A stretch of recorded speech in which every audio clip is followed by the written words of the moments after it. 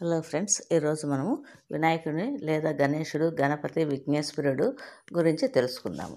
హిందూ దేవుళ్ళలో బాగా ప్రసిద్ధి చెందిన, ఎక్కువ ఆరాధించబడే దేవుడు వినాయకుడు. ఏనుగు రూపంలో కనిపించే ఈ దేవుడి స్వరూపము భారతదేశంలోనే కాక నేపాల్, శ్రీలంక, థాయిలాండ్, బాలి, బంగ్లాదేశ్ దేశాల్లోనూ భారతీయులు ఎక్కువగా నివసించి ఫిజీ, మారిషస్, ట్రినిడాడ్, టొబాగో లాంటి దేశాల్లో ఎక్కువగా కనిపిస్తుంది.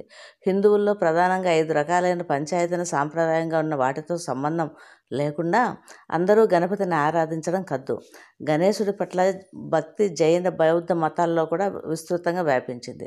గణేశుని అనేక విశేషణాలతో వర్ణించినప్పటికీ ఏనుముఖం వల్ల ఆయనను సులభంగా గుర్తించవచ్చు. గణేశుడు ఆటంకాలను తొలగించేవాడిగా, కళలను, శాస్త్రాలకు అధిపతిగా, బుద్ధికి, జ్ఞానానికి ఆరాధ్యుడిగా భావించి పూజలు చేస్తుంటారు.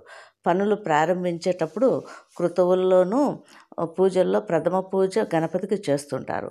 మానవ జీవితంలో విద్య ప్రారంభ సమయంలో చేసే అక్షరాభ్యాసంలో కూడా గణపతిని పూజిస్తారు. ఆయన పుట్టుక, లీలల గురించి అనేక పౌరాణిక గ్రంథాలు తెలియచేస్తున్నాయి. ఋగ్వేదంలో కూడా బృహస్పతి వేదకాలపు గణపతిగా పరిగణిస్తారు. 1వ శతాబ్దం నాటికి గణేశుడు ఒక ప్రత్యేకమైన దైవంగా అవతరించాడు.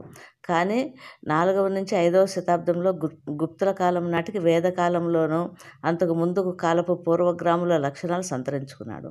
శైవ సంప్రదాయం ప్రకారం గణపతి పునర్జీవితుడైన శివపార్వతుల పుత్రుడే కానీ గణపతి అన్ని హిందూ సంప్రదాయాల్లోనూ కనిపిస్తాడు. గణాపత్యంలో వినాయకుడు సర్వోత్కృష్టమైన దేవుడు.